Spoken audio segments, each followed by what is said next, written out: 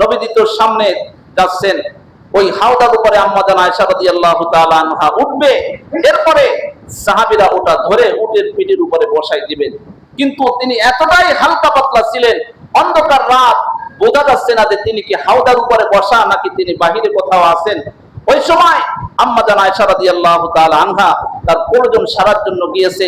সাহাবীরা মনে করেছেন তিনি হালকা পাতলা হওয়ার কারণে যে তিনি হয়তো ওই ছোট ঘরের মধ্যেই আছেন, এইভাবে উটের উপর বসাই দিয়েছেন। উট তো চলে গেছে, উট চলে গেছে।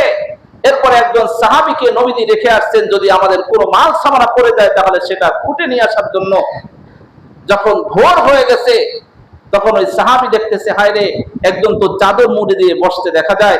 তিনি কিছু দূর যাওয়ার পরে সালাম দেওয়ার পরে তিনি বুঝতে পারছেন ইনি তো আমাদের আম্মা হযরত আয়েশা রাদিয়াল্লাহু তাআলা আনহা। তিনি ভদ্রতার সাথে উটের উপরে বহন করিয়ে আম্মা জান আয়েশা রাদিয়াল্লাহু তাআলা আনহাকে নিয়ে আসলেন। কিন্তু মদিনায় মুনাফিকরা সংবাদ ছড়িয়ে দিল যে ওই সাহাবীর সাথে নাকি আম্মা জান আয়েশা রাদিয়াল্লাহু তাআলা আনহা জিনা করেছেন। নাউযুবিল্লাহি মিন যালিক। এই মুনাফিকদের এই খপ্পরে আল্লাহ রাসূলের অনেক সাহাবীরা পর্যন্ত এই খপ্পরে পড়ে গেল। এমনকি হযরত আবু বকর রাদিয়াল্লাহু তাআলা আনহু, তার একজন ভাইকনা ছিল মিস্তা, তিনিও এই মুনাফিকদের এই খপ্পরে পড়ে গেলেন। তিনিও এটা বিশ্বাস করে ফেললেন, যার কারণে হযরতে আবু বকর রাদিয়াল্লাহু তাআলা আনহু কসম করে বসলেন, মিস্তার সমস্ত দায় দায়িত্ব এতদিন আমার ছিল, নবী পরিবারের সাথে এমন আচরণ করার কারণে আজকের থেকে মিস্তার কোনো দায় দায়িত্ব আমার না। আল্লাহ তাআলা কোরআনের আয়াত নাযিল করে জানিয়ে দিলেন, ও আবু বকর, আল্লাহর কসম করে কোনো ভালো কাজ করবে না, এটা আল্লাহর কসম করে এটা বলতে নাই, তুমি তোমার কসমকে অট্ট করে নাও, কসমকে ফিরিয়ে নাও। যাই হোক, অনেক সাহাবীরা পর্যন্ত এই ঘটনার সাথে তারা জড়িত হয়ে গেল। নবীজি সাল্লাল্লাহু আলাইহি ওয়াসাল্লাম আল্লাহর পক্ষ থেকে কোনো ফয়সালা আসার আগ পর্যন্ত কোন একজন সাহাবীকে নবীজি তিরস্কার করেন নাই। কোন একজন সাহাবীর সাথে নবীজি সাল্লাল্লাহু আলাইহি ওয়াসাল্লাম খারাপ আচরণ করেন নাই যে আমার পরিবারের ব্যাপারে এমন একটা ঘটনা কি করে তোমরা ঘটাইছো, বা যারা রটাইছে তাদের কথা কি করে তোমরা বিশ্বাস করেছো। আল্লাহ রাসূল সাল্লাল্লাহু আলাইহি ওয়াসাল্লাম এমনকি হযরতে আলী, হযরতে ওসমান গনি রাদিয়াল্লাহু তাআলা আনহুমা, এনাদের সাথে পরামর্শ করেছেন যে আল্লাহ না করুক, আল্লাহ রাসূল বলেন যে আয়েশার ব্যাপারে আমি ভালো কিছু ছাড়া কোনো কিছু জানি না। আল্লাহ রাসূলের ঘরের যে খাদেমা ছিলেন তার কাছে জিজ্ঞাসা করা হলো, আয়েশার ব্যাপারে তুমি কি জানো? তিনি বলতেছেন, আয়েশা তো একজন সাদাসিধা মানুষ, ছোট একটা বাচ্চা মেয়ে, সে তো কখনো কখনো এই যে আটার খামির বানায় থয়, আর খামির বানাইতে বানাইতে ঘুমিয়ে পড়ে, ছাগল এসে আটার খামির খেয়ে যায়, সে আয়েশা ঠিক পায় না। আয়েশা তো এমন একজন সরল মনে একজন মানুষ, আয়েশার পক্ষ থেকে এই ধরনের কোনো কাজ, এই ধরনের হওয়া এটা কোনোভাবেই সম্ভব না।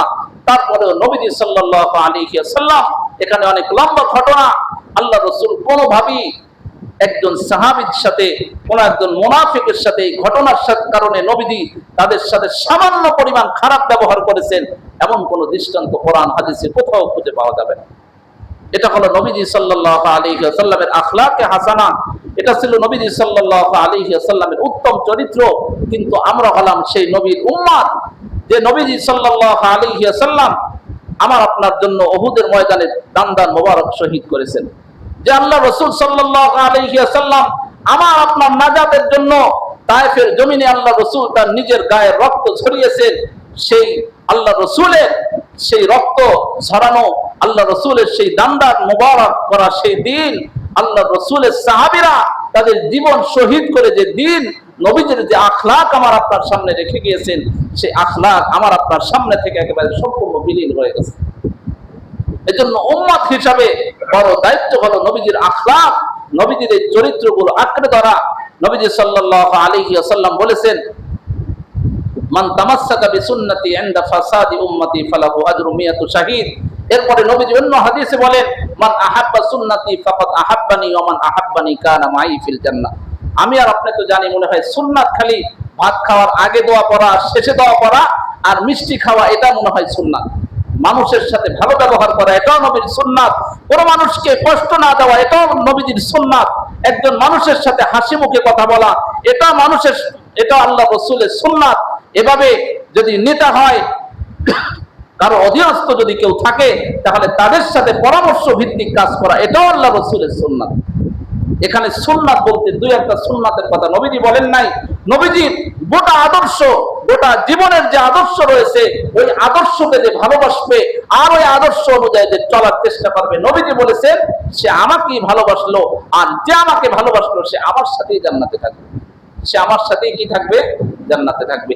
নবীজি সাল্লাল্লাহু আলাইহি ওয়াসাল্লামের এই জীবনের সংক্রান্ত আরো লম্বা আলোচনা ইনশাআল্লাহ হবে। আজকের আলোচনার যে বাকি অংশ আছে ইনশাআল্লাহ এশাবাদ আলোচনা হবে। আপনারা থাকবেন না ইনশাআল্লাহ? সকলে থাকবেন তো? এশাবাদ বাকি আলোচনার যে অংশ আছে এশাবাদ আলোচনা